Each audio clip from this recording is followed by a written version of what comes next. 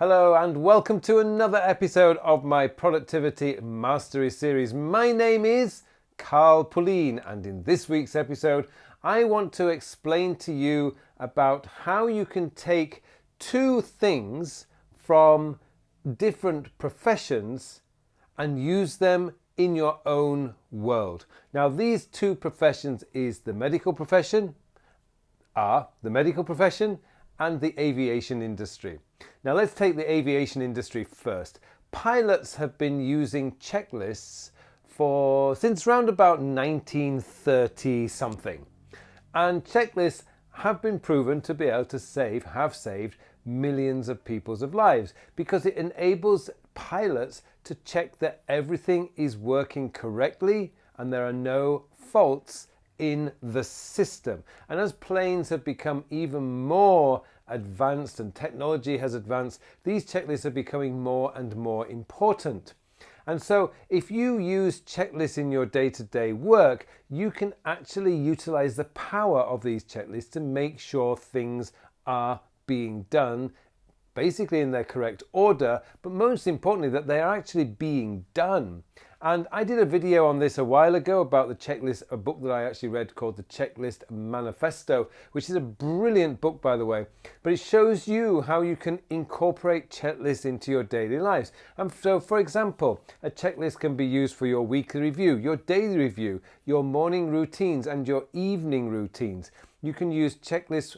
A very simple checklist would be to use a packing list for if you do regular business trips, for example. So checklists are so useful when you use them in your own world.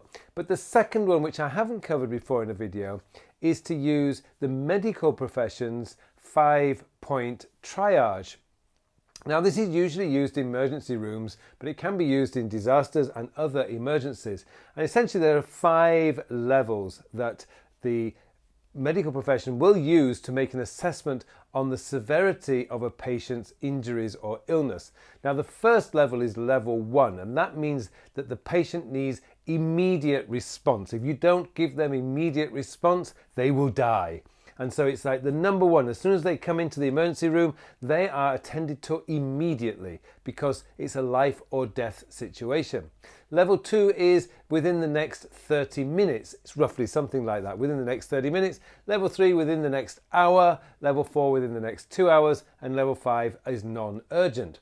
But if you take those 5 levels and apply them to your own world, to help you to be able to prioritize those distractions and interruptions and other people's emergencies that come your way, you can actually get very, very good at prioritizing your own way. So let's take, for example, level 1. That's the immediate response. If you get a level 1 interruption, a level 1 emergency or urgency, that means whatever you are doing right now, you let go, you stop, and you deal with this emergency. So something, for example, like this would be like the building's on fire. Or in my case, if I have a student who suddenly cannot access their courses online, I will drop whatever I'm doing to solve that problem, because to me, my students are important that they get into their courses that they've paid for. It very rarely happens, but when it does, I would drop everything for that. Of course, your own medical emergencies as well as your family and friends. A level 2 interruption or distraction or urgency is something that you can deal with within the next hour. So that's something that you would say, okay, this is not mega urgent. I'll deal with that within the next hour when I finish this particular piece of work. A level 3 would be something that requires your attention within the next 2 to 3 hours. And the way I look at that is if something comes in my early morning email and I look at it and think, right, that needs dealing with, it's a level 3, that means I need to deal with it this morning. If it comes in, say at lunchtime or late morning, I can say as long as it's done by the end of the day. So basically done in the afternoon. So you can think about 2 to 3, maybe 4 hours. A level 4 is sometime today. Anytime today, it just needs doing. As long as I deal with that today, it is done. And level 5, ignore it. Well, I say ignore it. Actually, level 5 is something that's non-urgent that can be dealt with at any time in the next 48 to 72 hours. And essentially that's the way that you can look at it, that you'd want to be designing your priorities to your own standards. So for me, as I say, a level 1 interruption or phone call or message is going to require me to stop whatever I'm doing right now.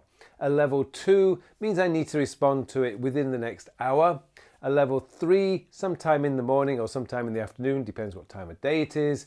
A level 4 means by the end of today. And a level 5 means it's not urgent at all.